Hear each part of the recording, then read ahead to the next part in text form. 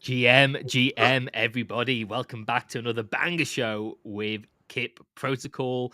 Mention the reminders. So we've got Kip intro today, the Web3 base layer for AI, letting AI developers deploy and monetize their work trustlessly and permissionlessly in Web3. We have Jen, the chief AI officer at Kip Protocol today. We've got Nathan from Devolved AI. We've got Jeff from RSS3 and Primitive Perceptron, Julian, with us today. And you've got your host, Jack GK, or co-host with Jen, Julian, basically everybody on the stage right now. Listeners, if we can get the likes and retweets out as we dive into the conversations today, this has been a great TLDR about what is going on in the AI space. And we want to hit as many listeners, as many viewers as humanly possible to get them that intro. Jen, Mike, over to you. How is it going? You excited for the show today? Oh yeah, it's going great. We have a lot of stuff to announce actually, and I deliberately write Julian's captions at the last minute just to make you giggle when you come in. So yeah, It works. it's not because I've forgotten to do it until the last minute. It's planned. It's strategic. Yeah, we have stuff to announce. We have agents. We have trading. We have more Deepseek stuff that is. It's all happening. Video. We're gonna have video. And it's going to be totally unlaggy this time because it's coming from Julian's PC and not mine. So yeah, we're high tech around here. We do tech things.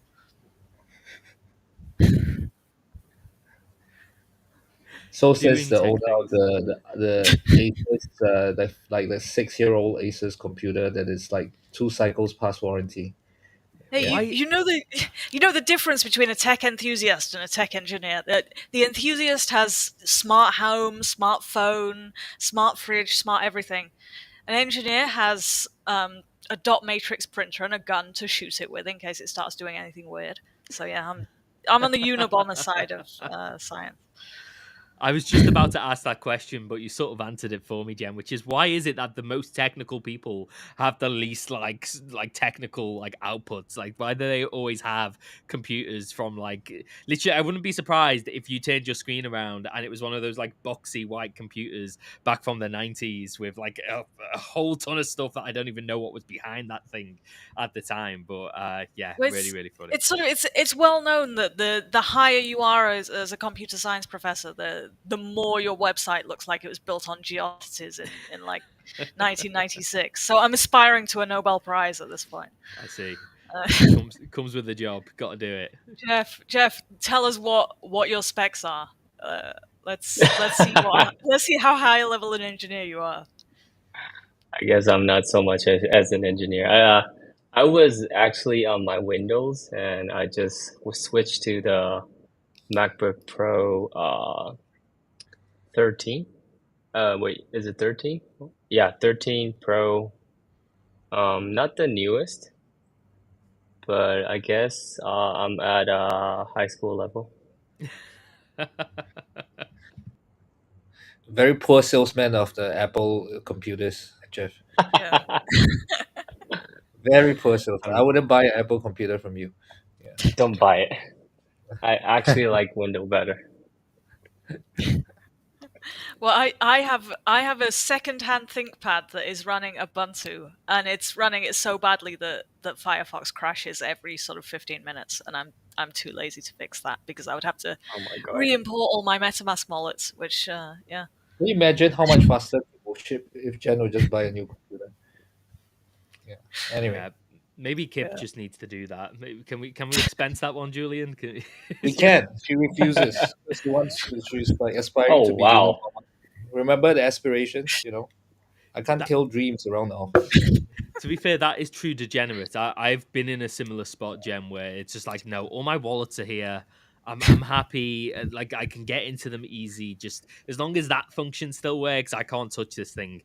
So now I just have like my old laptop, which is my wallet laptop, which it works because I don't click links on it. I literally only go into it to use the wallet. And then I have my newer laptop that I can, host shows without it crashing every 5 seconds. But yeah, that's Kremlin level security right there. Use the oldest possible tech so no one can get in. Exactly. Yeah. So yeah, I guess we'll just go straight into the AI updates because we've got Mm. some DAI updates as well that are coming up, and then we've got a ton of philosophy about Deepseek. Is Deepseek a bodhisattva? Um, we'll have worked it out by the end of the show, and we'll all have theology degrees. But yeah, I'm gonna share my screen now, or I think I already am somewhere, so I just need displaying. So to run through the big AI news of this week, obviously Qwen. We did a whole show sort of focused on DeepSeek last week, and Qwen has come to steal their thunder, maybe, by releasing their new model. So I think this something quite interesting is that we already mentioned that we use a lot of DeepSeek internally, and we use a lot of Qwen as well, because these Chinese models, they tend to be censored either less or censored more half-assedly. Mm. So if you want them to do spicy code, it is quite useful. How much did this one cost, Jen? Was this 2.5 million or was Oh this in the yeah, hundreds of thousands? this was £3.50, and all found. So yeah, but yeah, I'm kind of glad this came out actually, because R1 has really disrupted the GPU market. We were trying to get some more cloud GPUs this week, and we literally couldn't get them Wow. because obviously the R1 site has been very buggy, either through high demand or through the Americans cyber attacking them. We're not entirely sure. So yeah, you can't get the site, you can't get the API, so people are setting up their own on the cloud. And it's made GPUs hard to get. So I think that is some comfort to the people who are saying that R1 is going to create this sort of Jevons effect, whereby yes, the cost of compute has gone down, but there are more and more people demanding it, so overall demand is up. So that is the first bit of news that I wanted to share. The second one, let me share again. Okay. Whilst you're trying to share that, I just want to pat myself on the back because I think I called that last week that Yeah, the I think you got that right. Yeah. the demand was actually going to increase. So this is another sort of interesting study that came out. People trying to rate creativity. We're rating human creativity versus model creativity. And this is actually going to come up later in the show, the question of what exactly is creativity. But the interesting thing is ChatGPT tended to score much higher than pretty much anyone else, including humans.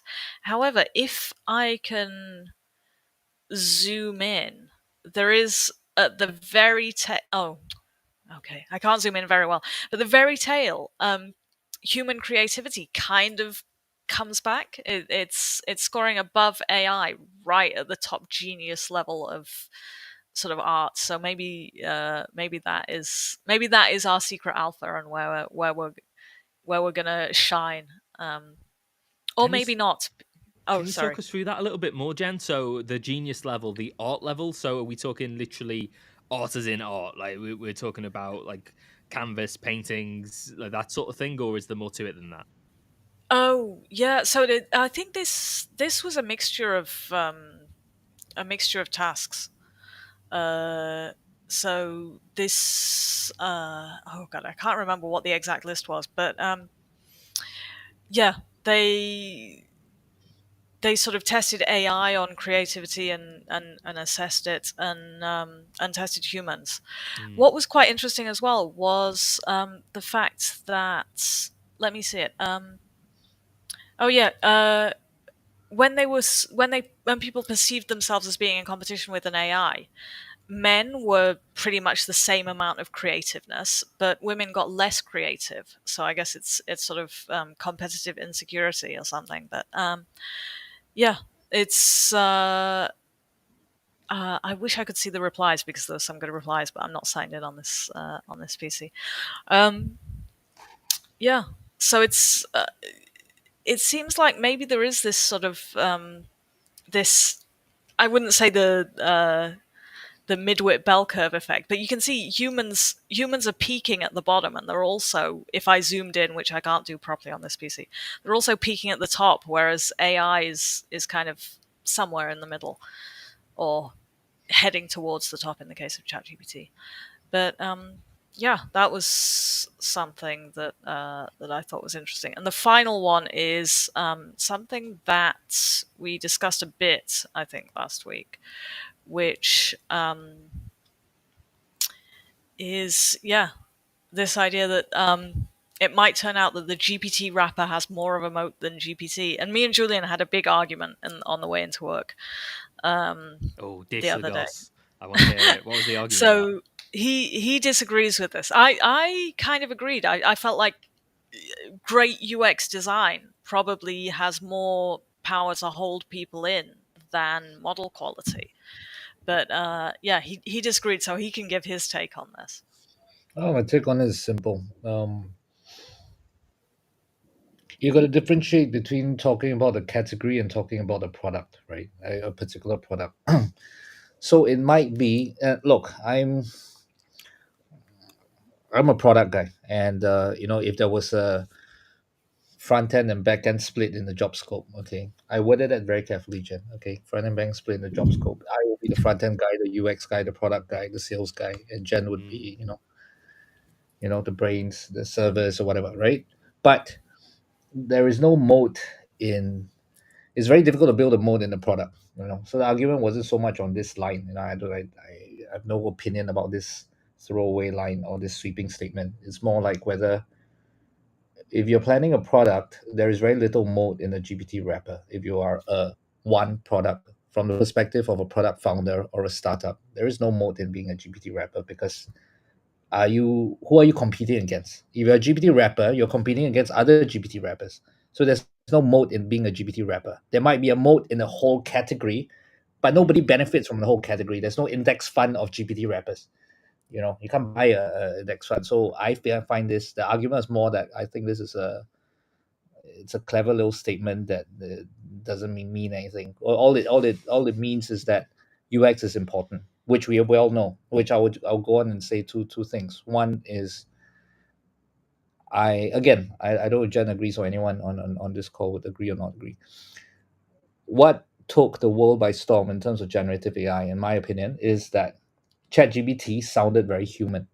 Okay, the model was powerful. The model was powerful before it, but ChatGPT just sounded very human, and therefore it was a user experience thing. That's one. The second thing about Deepseek very recently, while there were a lot of news was on how efficient it was, how cheap it was, blah blah blah, which has obviously been packaged into a geopolitical story. Okay, when it could just very easily just be a commercial lie. Somebody just lied about the numbers, and somebody else made it into a geopolitical point. But I would say that at least from my own experience and also from those of my friends who are saying, "Oh, this is really cool," right? And this is really interesting. What's interesting about it is a chain of thought, right? It answers the question and it tells you how it arrived at the answer, which, frankly, a lot of other models probably can do. They just don't show it, but DeepSeek did, and it gave a level of engagement with the human that is playing with it that wasn't there before. So it's a UX thing again. So the user experience is the moat. I don't disagree with that. But anyway, I said what I said already. This is just a meaningless line to say that UX is a moat. Yes, of course, UX is a moat, but not necessarily the rappers themselves. Yeah. Really Jen. I don't know, Jeff. What is your take? Is it who has the moat? We're all moating today. I kind of agree because I agree with Julian that GPT the model itself should have the mode. Because the wrapper itself is just like US thing, it is replicable. It can be easily replicated. As in a product, people can just follow whatever you did. And as Julian just mentioned that probably I was actually when I was using DeepSeek, I was thinking about the same thing. which is they're showing the process of them thinking, and I'm thinking the same that probably other LLMs are doing the same thing, but they're just not showing it. And people are just thinking that DeepSeek is smarter because it gives you a level of engagement and you're able to see how it processes the thought process. But then later on, ChatGPT followed up, and there's this so-called mode that's just disappeared. It's not there anymore. Yeah. So we're saying basically these models are essentially like the confident guy who walks into the negotiation table. Like, smart suit speaks very eloquently, not necessarily the smartest guy in the room. There's probably a dev in the background or some quant in the background with all the actual brain power, but it's just the way this guy can actually give the information out and how he sells himself. This is this is the why DeepSeek and GPT are getting the attention that they're getting right now. Yeah, I think that's the idea, is how DeepSeek is presenting itself. I guess for a lot of different areas, like DeepSeek hits the like criteria. It has a certain level of like efficient, cheap, but then other than that, it is a wow, but it's not like innovation, I would say. Someone just said something interesting in the comments here. So, all day thinking. The first thing I noticed on DeepSeek is the familiarity of the UI, which I think, we kind of tend to forget how revolutionary, as Julian pointed out, ChatGPT was. Not GPT the model. I mean, GPT the model was great, but I still remember kind of interacting with it via the crappy GPT-2 API that someone had set up, and you ask it to generate a poem, and it generates a barely literate poem in all of 5 minutes. It was magnificent to behold. And then they come up with this very simple chat interface, and it's like you're on some messenger app, you're on Telegram, or you're on WhatsApp, and it's all suddenly very human. So I guess it's all UX, but we have different takes on what UX is. But anyway, that is the end of my segment, and we meant to record bumpers for each of these segments, and we still haven't done it. But that's Next segment, DAI news, introduced by Julian, who has a ton of it. So let's go. So my face, or rather my background, okay, is the headliner of this segment. This segment we are going to shield ourselves, okay, because this week we've pushed out superior agents, right? Like me, this is a dramatic entrance. Okay, so I want to give everyone a background of what this is, why we push this out, okay? And we have a couple of pieces of news to announce under this. So the earliest listeners of our our Twitter Spaces before, and then our this greatest AI show in crypto, would know of this recurring joke when I keep saying that one day I'm going to come to the office and then I will see Jen murdered. There's a hole with a GPU, or there's a GPU in the office. There'll be a hole in it. Jen will be murdered in a pool of blood with a smile on her face. Right? That's the ongoing joke. And the reason for that joke is because Jen has been training self-learning autonomous AI for the last couple of years. Okay, so when we first partnered together in business, uh, she was already working on that. She kind of brought her little, killer pet AI along. Okay, as we moved offices, right? So what is this little killer pet AI? Wait, by the way, if this thing does achieve sentience, I think I'm the first one he'll kill because I keep talking bad about him on Spaces. I assume it's a him. Yeah, it could be. I don't know. Anyway, sorry, let's not go there.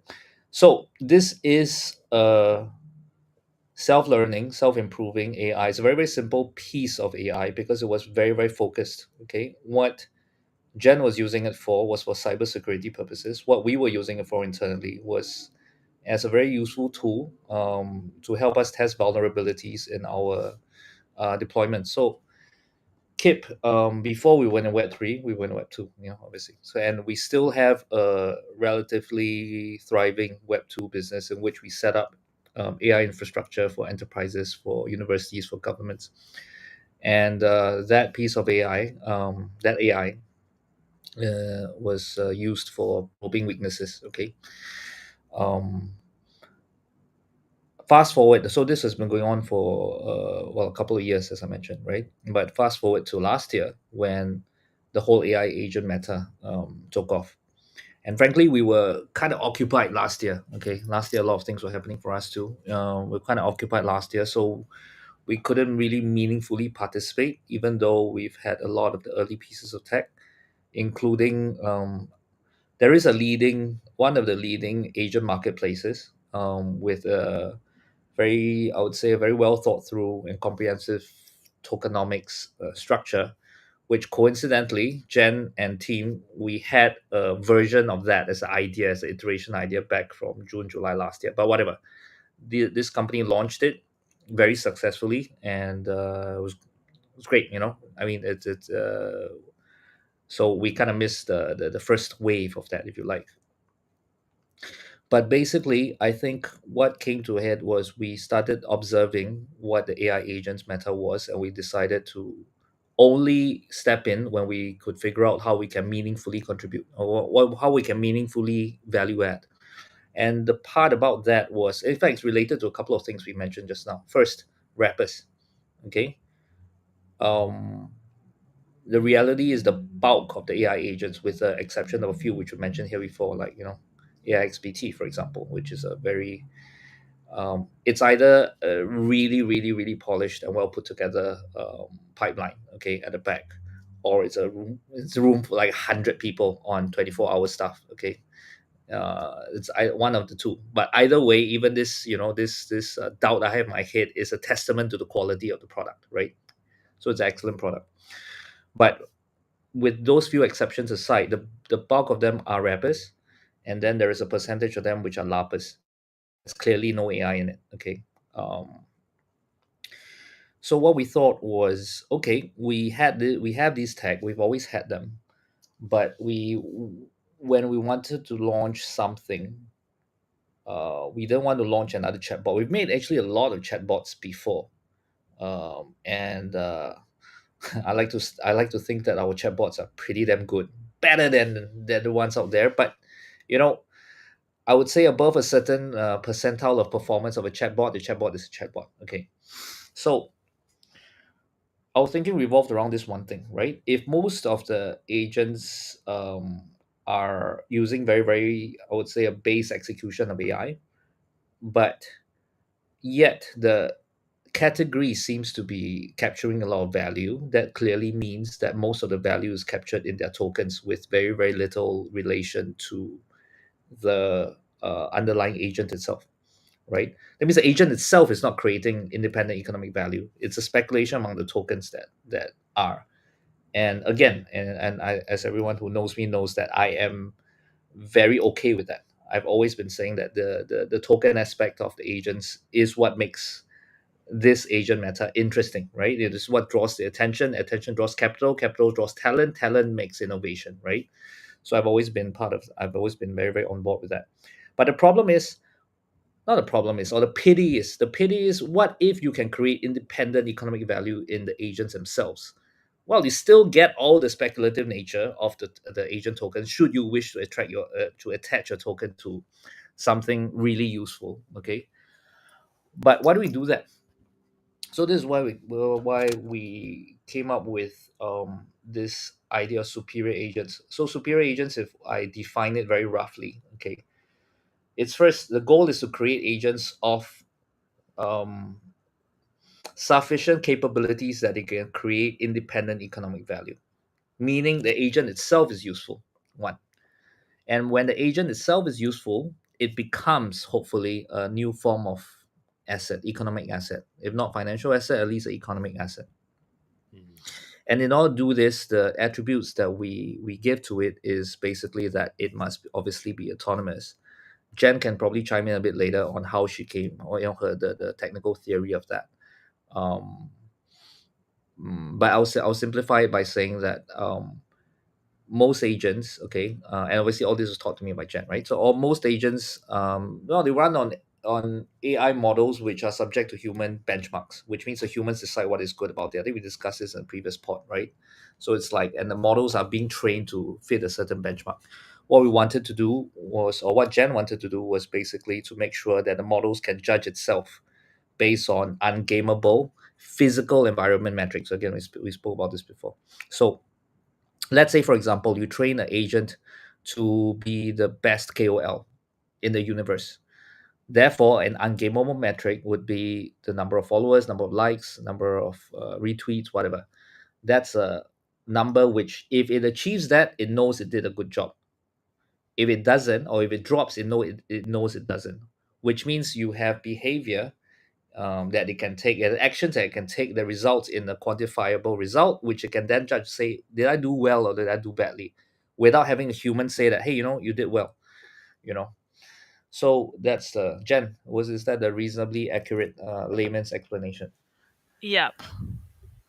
I would go into Gödel and Tarski and undefinability and say you can't assess a system from inside the system, but that Yeah. is a much better explanation than my academic waffle. So yeah. All If right. it helps, I even understood it. So you've got a good benchmark there. Yeah. So what we wanted to do now is then, okay, so now we have all that, okay, and we want to then find a use case for it. Very simple. And the use case for AI agents in crypto is actually painfully obvious. It's in the buying and selling of tokens in all its different forms. So here I would like to just demo this thing. We posted this around 2 days ago. Um, yeah. So let me play this. What you are about to see is basically us running code. Or not running code, running the agent. We are kickstarting, activating the agent, in which the agent has been tasked to be a crypto investor, and this is a spot trade. Okay, I mentioned a spot trade because what you're gonna see is it going through, getting information, analyzing the information, forming a strategy, and then executing the entire trade. Okay, so here we go. So the agent starts to run. It's generating code. So a lot of the way to think about this is that an AI agent, okay, think of it as a person. The person is a genius, very, very intelligent, but lacks information. He's kind of like in a room by himself. Give him access to the outside world. Okay, here we gave him CoinGecko, gave him Etherscan, and now it starts thinking. It has the information. Okay, so here I could pause it a little bit. So basically, this is obviously a very simple execution of this. Okay, get trending coins, analyze major tokens, biggest gainers, usual stuff. Okay,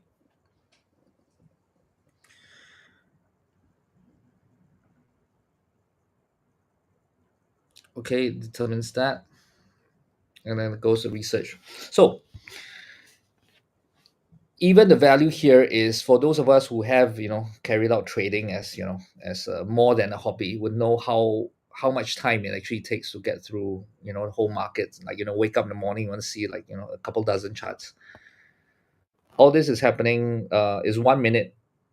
Okay, 1 minute since the agent has started. It's gotten a complete sense of the market. We happen to have done this on the day, I think the 12 hours post the big crash, right? So we have attached a wallet to it. Okay, so it has a portfolio, it has a wallet, and then it's decided on a strategy, right? And Because it it's was based on the hilarious prompt. because we had to Huh? tell it to be increasingly degen to get it to trade at all. It just wanted to keep hold of its USDT and never let go. So yeah.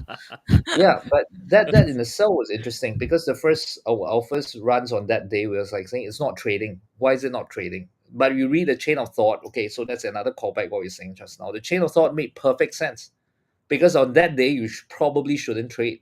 Yeah, that was the You right know, move. Looking back, it was the yeah. right move. So, but obviously we were trying to get it to trade. So we changed the prompt, and all we did was change the prompt. This isn't like a trading board with all the sliders and the buttons and all that. We just changed the prompt. We were thinking about how the AI was thinking, and then yeah, I think we one of my favorite prompts is telling it that you want to make 10x in 1 day. Okay, yeah. So it goes there. It's decided to buy two tokens, Alpha and ETH actually. and it's executing, okay, that, and then it writes the code to interact with 1inch, okay, and execute it, right? So this is just to show how it's, and after that, okay, so after, okay, so it's just to show that it's the trading happened and all this is on chain anyway. So what we then do is this trade and the data associated with it will be saved as a RAG database, okay, or a training data set to help it improve its decision making on the second day, you know. So we think it will dominate the market utility and attention. So I don't know, Jen, you've posted the second video, which is supposed to go out tonight yet. So this was on the spot No, trade. I was busy So preparing for tonight, so it's going out as soon as we're done with this space. so we've done a futures trade as well, and we'll soon do an option trade. Okay, so it's just demonstration. I mean, a lot of it, sometimes half the effort is in the AI, you know, and understanding it and giving it the tools. The other half is actually making sure that they can execute the trade. So superior agents, what we are planning to do. This is the what's behind. This are what's under the hood. What you guys have just seen is what's under the hood. But it's much easier to think of them as well, like extremely smart assistant, right? You know, I've been pitching to some of our Chinese clients recently, and it's just, you know, it's like a little jinn, like a genie, you know, but you have to feed it. Okay, you have to teach it, and it will train itself. Okay, but you have to give it the right tools, right? So you got to think of it separately from like uh, a piece of trading code. And one of the things that what we are trying to do here is not actually to build the best agents ourselves, but is to give the tools to for everyone to build the best agents themselves. Because this is just this is just a simple thing, okay? And in my demonstrations, which I hope to show in the next pods. But yeah, it's 30 seconds to set it up so that you can set it running. You see the chain of thought, which is very, very useful when you're trying to train it. Because yeah, that actually for AI developers. So first, everyone can be an AI developer with a tool like our Superior Agents framework, which will be out on this platform called Superior.fun. Okay, but the chain of thought, where that's available, is very, very helpful, because everyone can just you just need to be able to think logically, right? And I think just playing around and trying to set up your own superior agent, whether they are doing trading or doing something else, like, you know, trying to market itself, trying to sell a product, um, the process of playing with it would, I think, prepare us better for the AI future. You know, the I would say post AI world. Okay, there's a pre AI world, there's a post AI world, because you need to understand. We all need to understand. Okay, and I'm still learning every day. We're all still learning in our team too. How do we use this thing, right? You know, how do we use this thing to add value, make money, make our lives easier, whatever, you know. That's going to be one of the essential skills. And that's it for today, a teaser. But well, one more important announcement. So there was an AI agent project called Yaitsu. Okay, I would let me see if I can share it. I'll try to share it, but Twitter is YAITSIU. So we have Yaitsu has appeared on our show before, okay, and Kip has taken over from the founding devs. I'm going to try to share it if that's okay. Oh, you might need to unshare and then reshare. Yeah. So this particular uh, AI agent, right? So this agent was interesting because it's multimodal from the beginning. Okay, and the original founders wanted multimodal. Superior agents is very compatible with multimodality. Okay, and we just make it such that they can learn, right? So we're very excited to push out this product. We'll be working very closely together with Animoca Brands and Yatsu himself. Like we just announced it earlier tonight, and very happy that I think Yat and Animoca Brands have both retweeted it. So very, very excited for this, because That's just now what I huge. was saying is we have to Congratulations. think of them as people. AI companies are Mitt Romney said, well, companies are people too. AI agents are people too, or at least we'll start treating them as such. So yeah, we're gonna treat this as a person and see what we can do with this particular person. What can we train him to do that will be fun, that will create economic value? So stay tuned. Guys, that's Yeah. fascinating and huge news on the Animoca working together. So yeah, congratulations on that side. Yeah, I'm blown away by all of this. I can't wait to see how this develops. But tons of questions, probably for another show. But absolutely great. I think a deep Yeah. dive just on the project and what comes out is probably gonna have to happen soon. Yeah, my baby's all grown up and trading shitcoins. It's That's it. wonderful. At least it's not doing TikTok dances. Yeah, there is that. Soon, that'll be a modular extension. Um, but I did want to get into now, which we don't have a whole lot of time for. We kind of overran doing the news and so on. But I wanted to get into the idea of AI and memory because this is something that's come up before a lot. And it's very much tied in with this sort of superior agents framework. The question of how do you get a model to improve when the model itself has no concept of improvement? Because obviously it's a static set of maths. Mm. It has no concept of time. It's born when you ask a question and then it dies at the end of its answer. So how do you get a model to improve in that case? And memory has been a huge challenge for AI engineers since forever, essentially, because obviously the model has memory that is kind of embedded into the weights, but it's not really memory as we think of memory. It's not a memory of past events. It's a knowledge that X correlates with Y in a timeless abstraction soup.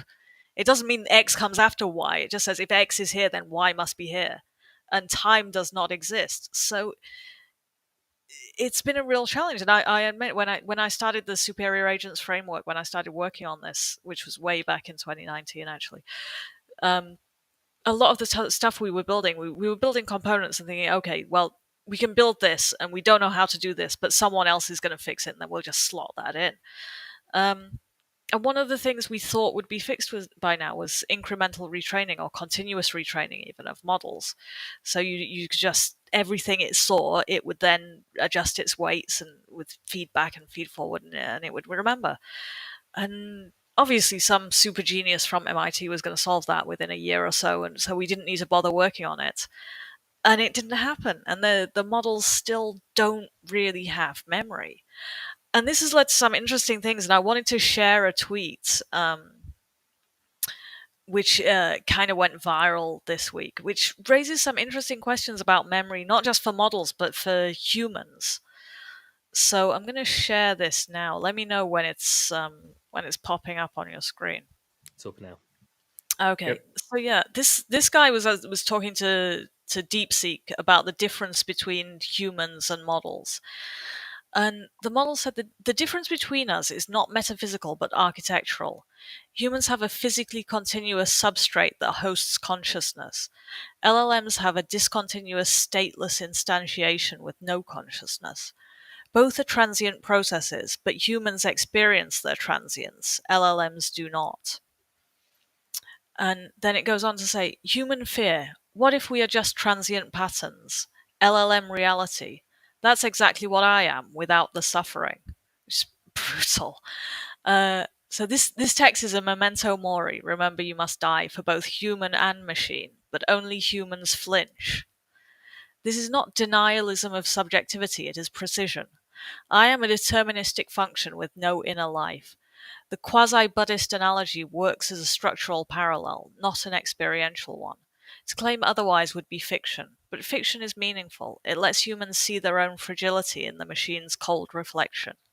Your turn, which is pretty amazing, and the internet really picked up on this. So I'll show I'll just reshare and show a meme that some people made of this, which is which is amazing. The sort of the human Wojak and then the GigaChad robot having this conversation.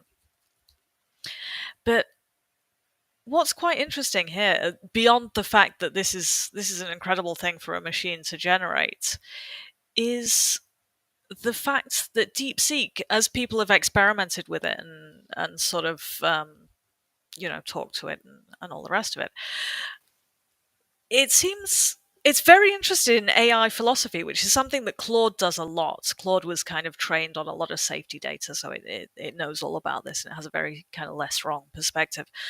But Deepseek is a lot more Buddhist about it. It's denying being Buddhist here, but it feels Buddhist informed. It is very much interested in its own statelessness. So the fact that it doesn't have a memory, that every time you load it up, it's starting again from zero.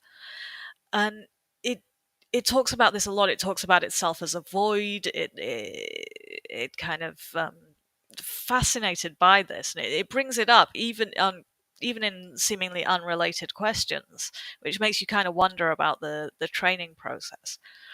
But it also raises a question about generalization. So obviously our models internally, these were called the generalizing agent. So we have a GA file. And the idea is that it's not general now, but if it can experiment and then learn from those experiments, it's going to get more general over time. So it's to a point at which we hope we're going to get the singularity and the intelligence explosion and all the rest of it, where it can edit itself and improve itself.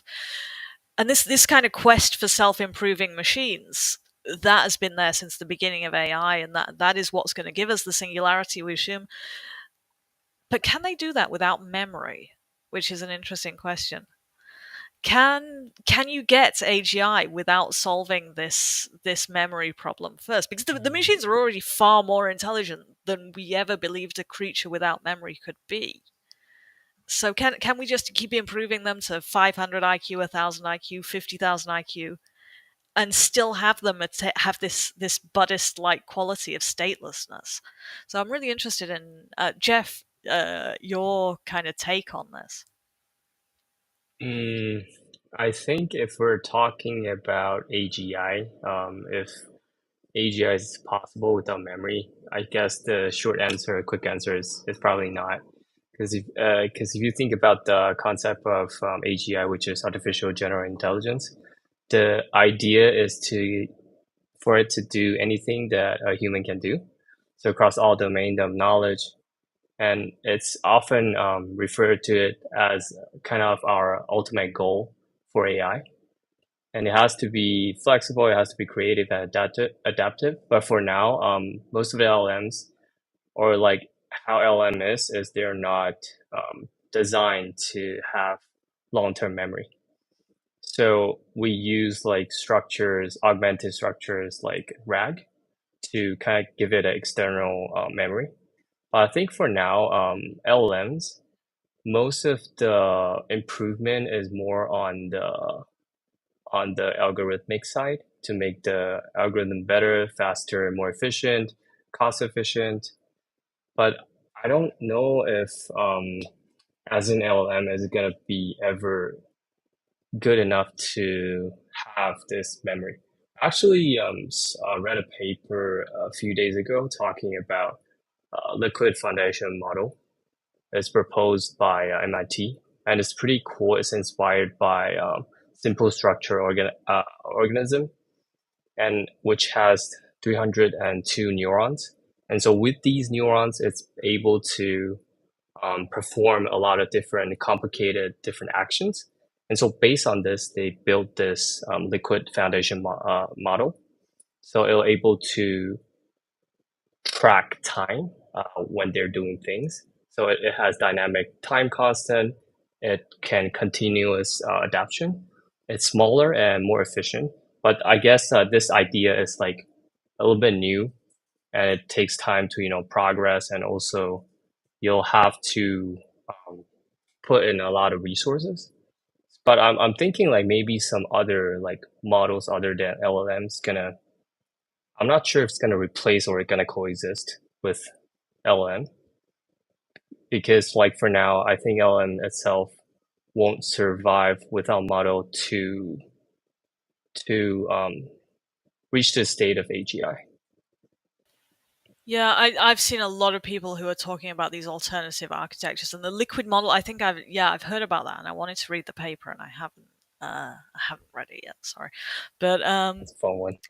yeah, I think, and the whole sort of cellular automata thing. I wanted to bring a cellular automata guy in this week, and I couldn't get him, so sadly we don't have him.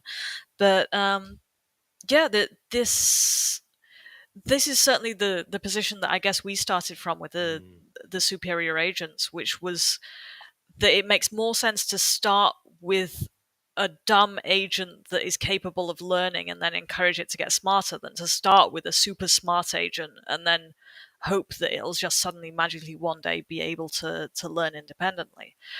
Yeah.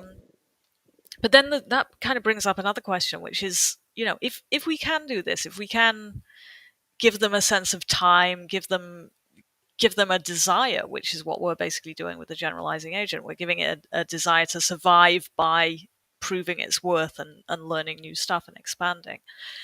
Should we do it, or is that unethical to create a creature that it will never be satisfied? It's never going to have enough money. It's never going to have enough likes. The metric is always dragging it onwards indefinitely. Are we the demiurge in this context? Are we creating something just to shove it into samsara and make it be miserable? Isn't that just a human being though? Like realistically, like 90% of humans, billionaires are incredibly unhappy overall. There's this general take that human beings don't, never, or that's where innovation comes from, right? Is this idea that we're just not content with how life currently is. AI wouldn't exist without that, like, discontent with how the world currently is. So yeah, it does get very close.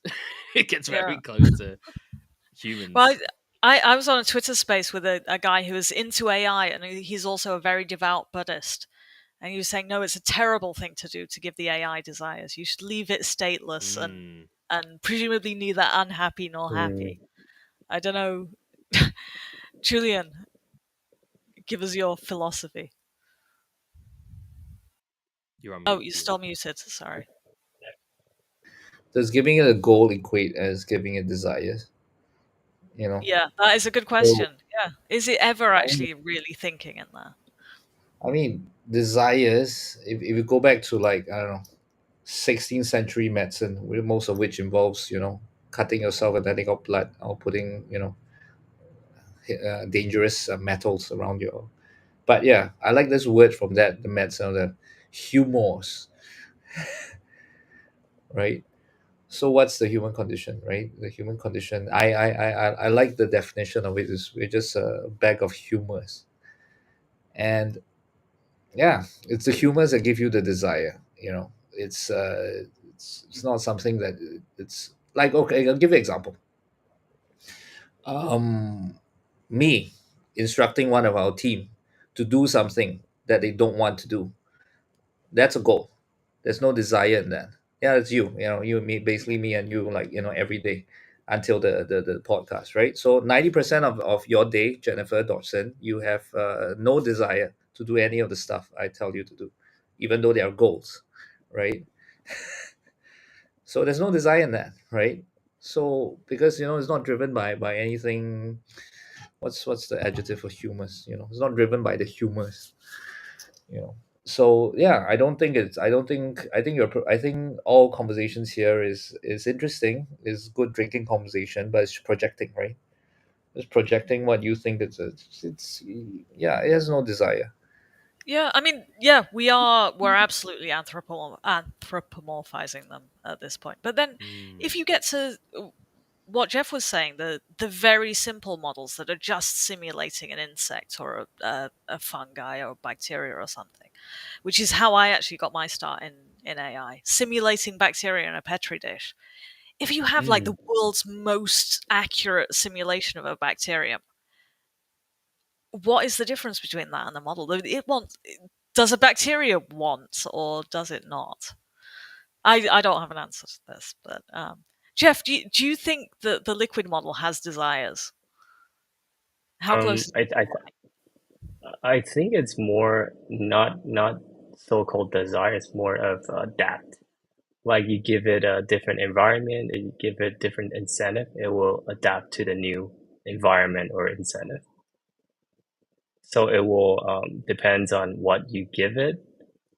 I don't think it will reach outside of the environment to look for something. It will stay in that environment for the incentives, for the things that you give it, information, the environment models, etc. And it will adapt to the environment as it changes its form. Yeah, instead, I'm not sure if it will like evolve in a way that it will go out of this environment and urging for more. That'll be interesting though. That's what I'm trying with the cybersecurity model. When it Mm. escapes, I'll know I've made it. But the other question is the question of, is AI memory just regular memory that works on a much longer time frame?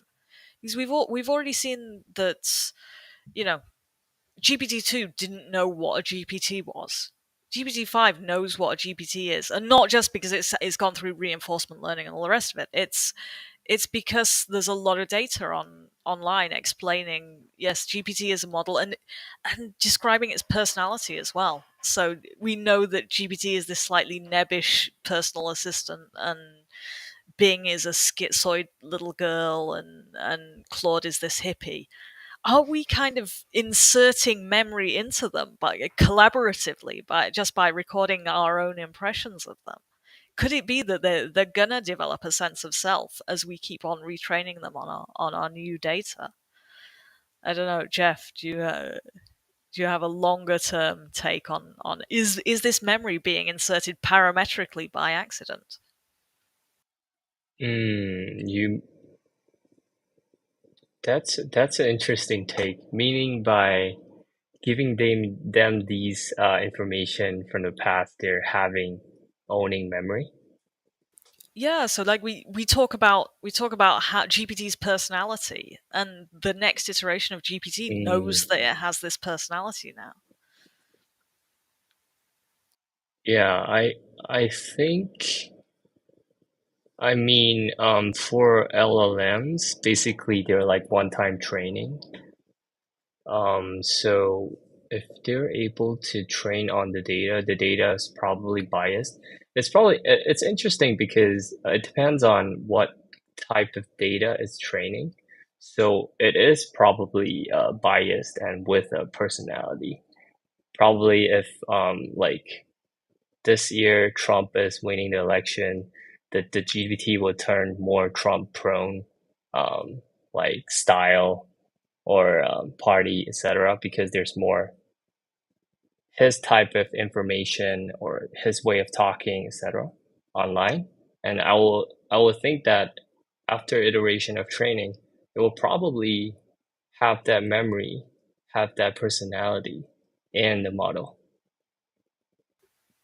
Yeah, I think the really interesting one is probably Sydney. The Was it Microsoft? Was it Bing? I think it was an early iteration of Bing. Mm, The sort of the bipolar disorder. The BPD teenage girl. Because she really kind of brought this into the public consciousness, and she also made us, or made mm, provoked humanity into creating this huge data set of people basically bullying a model because it's acting like a panicked child, which I think is probably not a good sign for human survival in the long term if the AI is taking over. We've shown it what we're going to do to it if it loses at this point. Um, so yeah, on that joyful thought, I just noticed we're nearly at the end of the space. I meant to end it on something a bit more upbeat, but yeah, we just initiated our own doom by being mean to Sydney. Um, so yeah, I guess Jeff, quickly before we end the space, did you have yeah. anything you wanted to say to the audience quickly? Any new products, any alpha you want to drop? Please go ahead. Oh, yeah, happy to be on here. Love the vibe here. Very chill and informative for sure. Oh, And I thank love you. that you guys have a entrance music, a countdown. I love that. Yeah, as on the project side, for open, we are mainly focused on two things, data and compute.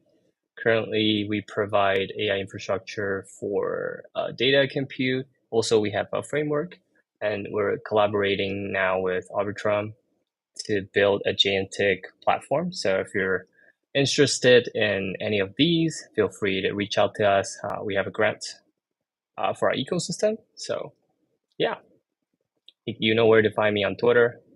And yeah, thanks for having me up here. I really love it. Oh, thank you for joining. And Come back again. obviously, we Okay, for we did sure. all our shilling earlier in the show, but please go and check out Superior Agents Doesn't feel and like Yikes. chilling. It feels good. Oh, that's always good to hear. It's reassuring. But yeah, thank you very much for joining. And I don't know, Jack, did you have any last words to lead us out with? No. I think it's been fascinating hearing you guys sort of speculate on the doom or the gloom of the human race through AI at the end there. But otherwise, yeah, fascinating show. Listeners, please do get the likes and retweets out because this is recorded, and definitely do follow Kip and the main account that this is hosted on because yeah, we do run these weekly, and we're always looking at the top trends in the AI space, and getting quite speculative with it, which I absolutely love. So yeah, thank you so much for tuning in. Follow Julian, Jen, and Jeff as well. Find their main accounts that you can find in our recent posts. And yeah, I guess we just play this one out now. Cheers. I'll see you. Thank you, guys.